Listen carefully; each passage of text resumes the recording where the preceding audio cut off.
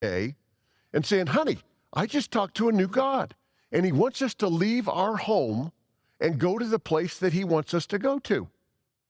How many of you, if you were his wife, would say, honey, no more pizza tonight. Your dreams are too weird.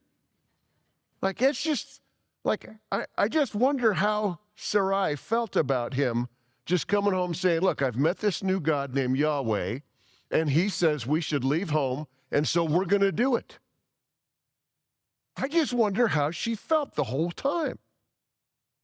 Now, it makes this clear, and I think that most Hebrew scholars would agree that this verse says much more than what it says. It says, now Sarai was barren, she had no child. In a culture where children are your greatest mark of blessing, she has nothing, and she's 65. Now, I'd like all of our over 65 women who are pregnant to please raise your hand. Okay, so is everybody, like most of the women are just going, this, first of all, who would want to be pregnant at 65? And second, what, like that is so past childbearing age, it's crazy. And I think Sarai was struggling. As we celebrate Mother's Day today, perhaps many of you do not like this holiday. I hear this many times. My wife enjoys spending time with lots of different women during the week, and she tells me women are just struggling with this holiday. Some of us have mothers that were not very kind, not very loving. Some of us have wanted to be mothers and are not. Some of us just recently lost a mother. Some of us are mothers who just recently lost a child. There's all sorts of reasons to not be too thrilled about this holiday. Last month I did a funeral that was, out of the hundreds of funerals that I've done, it was the saddest funeral I have ever done. This family has one little boy, and they have had 8 babies die since him. 6 of them died in the first trimesters in what we call a miscarriage, but those are still very, very painful for moms. That's a baby, and that mom is grieving. They lost another baby in the second trimester, and this baby boy they lost 3 weeks before birth. And they were hopeless. My guess is that today is not a great Mother's Day for her. Even though she's thankful for that one boy she has, it's been a life of sorrow for her.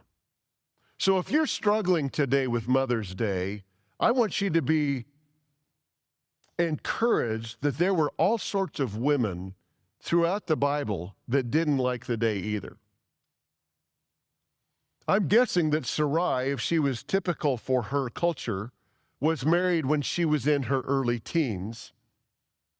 And I have my doubts that Hallmark was around back then, so they didn't have Mother's Day. But if they did, she would have had a lot of Mother's Days where she was miserable, just miserable. I don't have a baby once again. Now think about the fact, guys, that she's got 2 out of 3. She's still stinking drop dead gorgeous at 65. She's stinking rich. Like, she's beautiful and she's rich, but she is childless. Now, if you want to get a black eye, you go up to her and say, but babe, 2 out of 3 ain't bad. You just tell her that.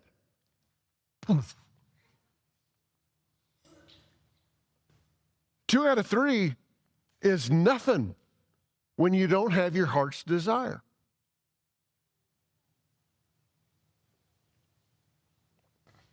So the God of the universe speaks to Abram, says, move to where I tell you. So Abram moves his whole clan around the Fertile Crescent from modern-day Iraq over to modern-day Israel. And here's what happens. Immediately, there's a famine. So Sarai's going, okay, so this God that only talks to you, doesn't say a thing to me, tells us to go to this new place, and as soon as we get there, there's a famine. I'm thrilled about this new God of yours, Abram.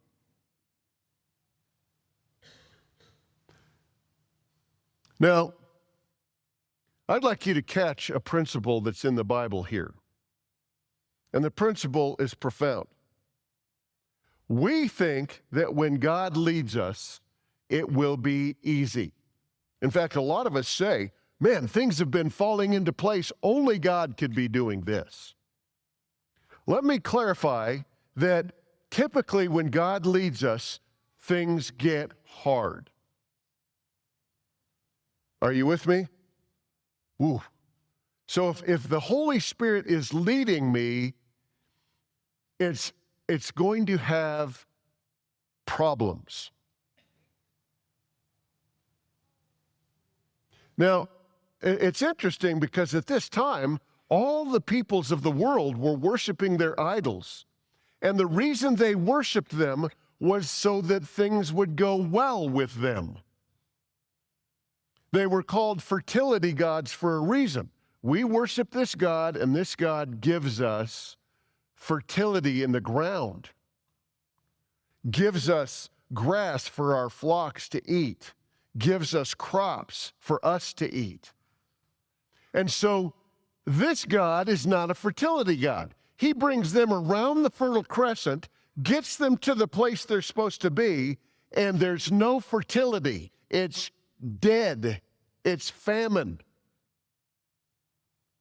So Abram moves everyone, his whole clan, even though none of them were his kids, he moves them all to Egypt. Now, on this little move, we get the idea of how wealthy Abram really is because of the company he keeps. Because he's immediately going to be invited over to Pharaoh's house. And he knows it. So he tells Sarai, sweetheart, listen, I'm the head of the clan, and you're beautiful. And if we go to Pharaoh's house, he's going to see how beautiful you are. He's going to want to put you in his harem, and he'll kill me. So would you just let me tell him that you're my sister, which is a half-truth because she's his half-sister? But we won't tell him you're my wife, and you'll become a part of his harem. Now, ladies, I want you to raise your hand if you think that would be a thrilling idea for your husband to traffic you like that. Would you please raise your hand? Okay, we're 0 for 2 right now. I just wonder how Sarai feels at this point. She actually joins Pharaoh's harem. Like, what is she feeling? I wonder how her belief in God is at this point. This God told us to come to Canaan. We get to Canaan, there is a horrible famine. So we come down to Egypt, and my husband traffics me with Pharaoh.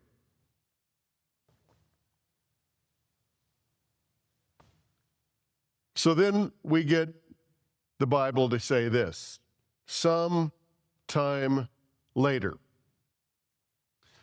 The Lord spoke to Abram in a vision and said to him, do not be afraid, Abram, for I will protect you, and your reward will be great. But Abram replied, O sovereign Lord, what good are all your blessings when I don't even have a son? Are you catching how Abram and Sarai feel about the fact that they're childless? Like, I've got everything I need, and yet I don't even have a child. Since you've given me no children, Eleazar of Damascus, a servant in my household, will inherit my wealth. You've given me no descendants of my own, so one of my servants will be my heir. Then the Lord said to him, no, your servant will not be your heir, for you will have a son of your own who will be your heir. Then God shows Abram the stars of the sky. They're out hanging out on a beautiful cloudless night, and he says, do you see the stars? The children that will come right from your body will have so many descendants, it'll be like the stars of the sky. There'll be that many. Now, that is a very clear communicator. Are you catching this invisible God speaking to Abram? It's so beautiful. Such an invisible but beautifully communicative God who speaks. I want you to understand that he initiates everything. Faith is always rooted in God's initiative. And I just simply am a responder. It goes on to say, and he believed the Lord, and he, God, counted it as righteousness. Now, guys, that is such a weird thing compared to all other ancient gods. Just to simply believe what your God says, and you have to do nothing else but believe him, is just so different, because every other god had to be appeased by what you do. You had to earn righteousness with every other god. But God says, you just trust what I say, and I'll count that as you and me having a right relationship. So can you imagine? Abram comes home from this visit with God and announces to Sarai, honey, God says we, meaning you and me, we're going to have a baby. Isn't that exciting, honey? Honey, think about it. God told me we're going to have a baby, and that baby would have babies, and that eventually we'd have so many descendants, it'd be like the stars in the sky. Now, if you're Sarai and you've not yet heard the voice of God, what are you thinking? Now, here's what happens then. Remember, when God is leading, it's not easy. So Abram comes home and tells her this, we're going to have a baby, and 10 years pass. Imagine what Sarai thinks of Abram's relationship with the invisible God is like now. 10 years. That, guys, I'm one of the 4/3 of people that struggle with fractions, but I know that 65 plus 10 is 75. She's 75 years old now.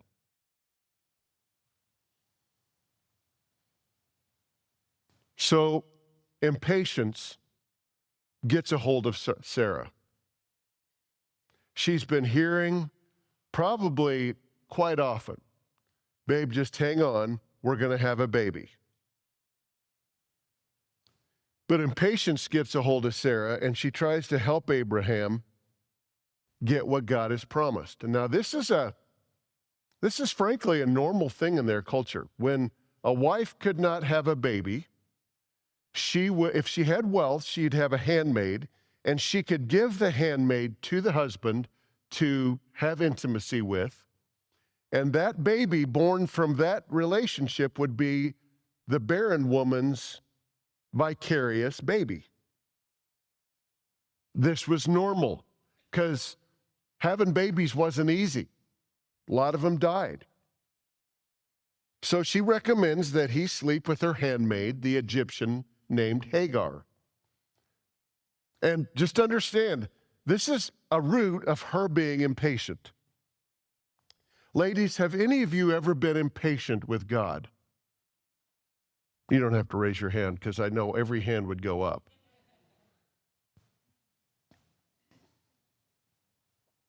Now, I want you to understand how serious this was. From this tryst with Sarah's handmaid, a guy named Ishmael is born. Ishmael is recognized by all of Islam as the father of Islam. He is recognized by all Arabians, Saudi Arabians, as the father of all Saudis. And he is the half-brother of the Jews that they hate. Are you catching this? Like they're family.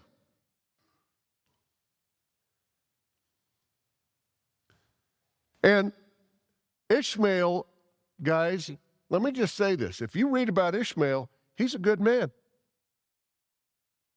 He's a good dude, and God blesses him. I just want you to hear that. And anybody that comes from Abraham is blessed from this point on. But let me just get what I get out of this story, and that is this. Whenever I get impatient and try to help God, do you ever try to help the Lord do what he tells you he'll do? I do it. Whenever I get impatient and try to help God, I have a real good chance of birthing an Ishmael, which is a work of the flesh.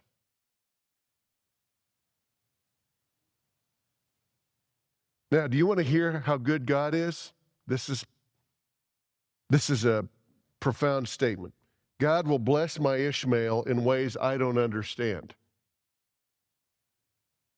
Because you are right with God, not because of how good you do or how perfect you are, or even if you mess up now and then, you're blessed by God because he knows you have a relationship with him based on faith.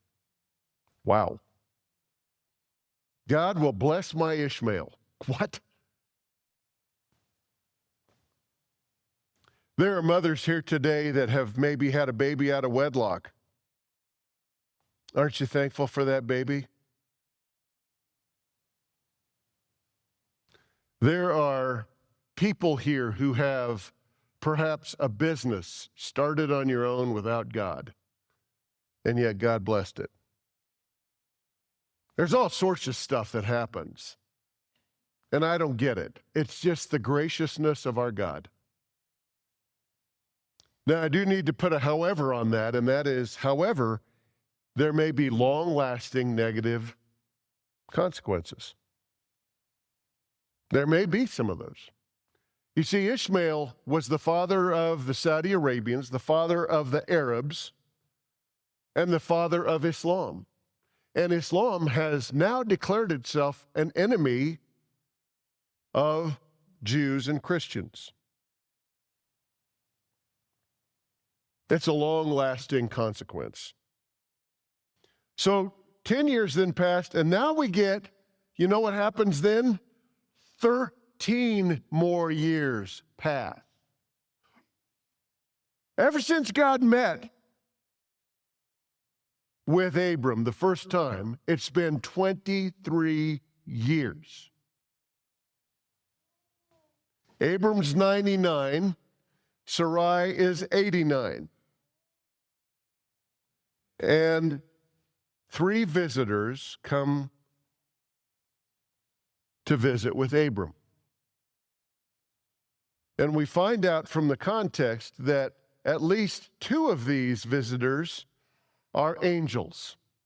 Many scholars believe the third one is Jesus before he was ever Jesus. Wouldn't that be cool? That's kind of cool, huh? So these 3 guys come to visit Abraham, and one of them asks, "Where's your wife?" First time something's been brought up about Sarai this whole time. Says, "Where is Sarah, your wife?" the visitors asked. "She's inside the tent," Abraham replied.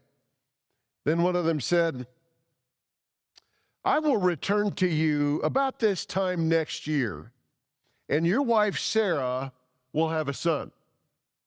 Now, did you catch that? It's because I will return. I'm going to make this happen. It's going to be my presence. Sarah was listening to this conversation from the tent.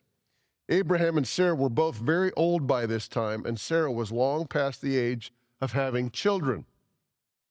So she laughed silently to herself and said, "How could a worn-out woman like me enjoy such pleasure, especially when my master, my husband, is also so old?" So she's giggling. This God of Abraham, he's a corker, he is, if she was Irish. He's a corker. Where does he get off saying this? Like, come on. I'm 89. Do we have any 89-year-olds here? 89-year-old women? Anyone close to that age? Like a year or two? Well, we got a young crowd here today. Okay, now that goes to tell you, when you're 89, you don't even feel like going to church.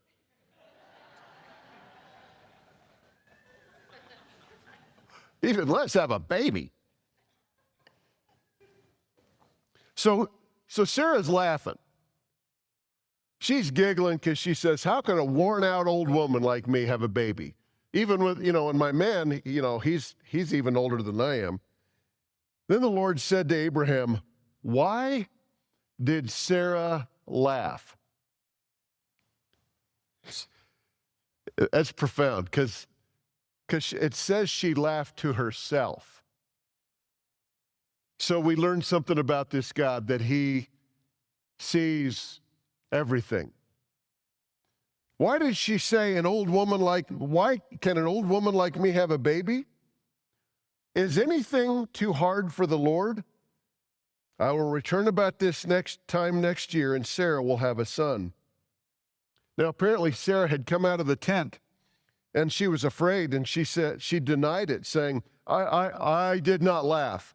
I didn't laugh. No, I didn't. But the Lord said, no, you did laugh.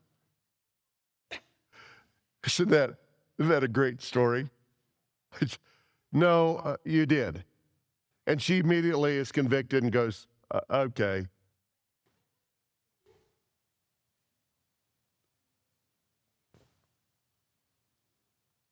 So the next year, she celebrates Mother's Day because she has a son named Isaac, which means he laughs. Isn't that good? I just think that's so good. She's 90 years old when he's born.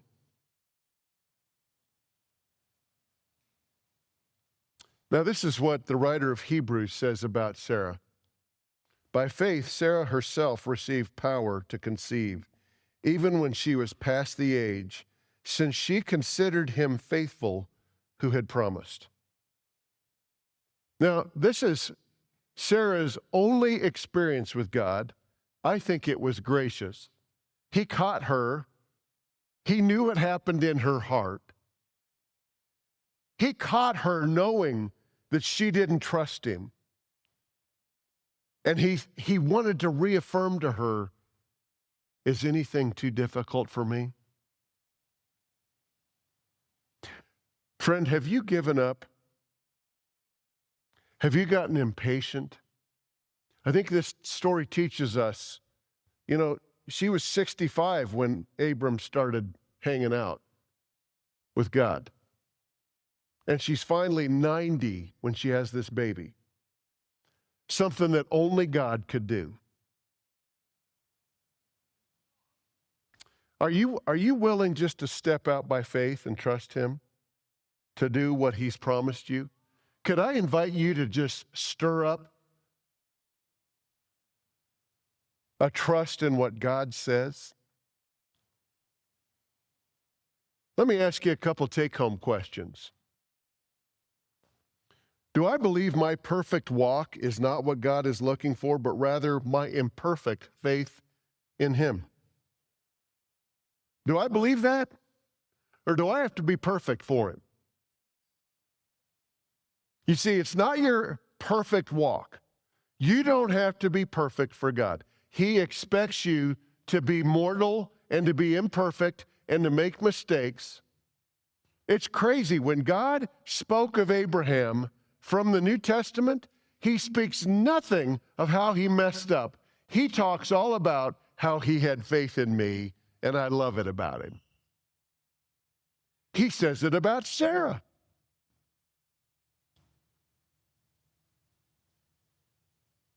So, how do you get to a place where you're trusting God for what He's promised? What I'd like to do is ask you to take time this week and thank God for His many blessings. Because it happens through thanksgiving, through gratitude. Lord, I haven't got what I really want. I'm beautiful, I'm rich, but I don't have a baby. And I just thank you that I'm beautiful. Thank you that I'm rich. Thank you that I have a husband that loves me. And thank you that you do what you promise you'll do. That's what Sarah had to come to do. Will you close your eyes with me for a moment? Anybody here want to raise your hand and say, I've kind of given up on trust in what God promised? And would you pray for me that I will trust Him to do what He said? Anybody? Thanks. Thanks. Oh, thanks. All over the room.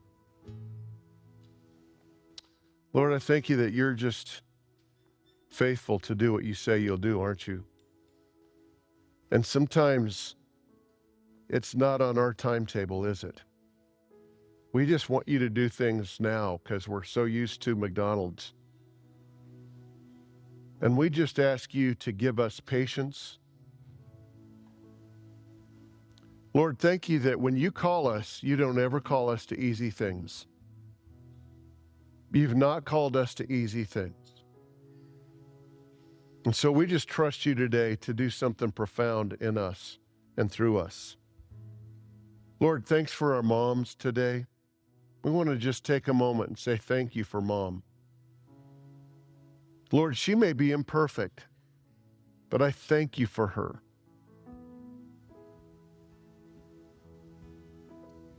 Thank you for her.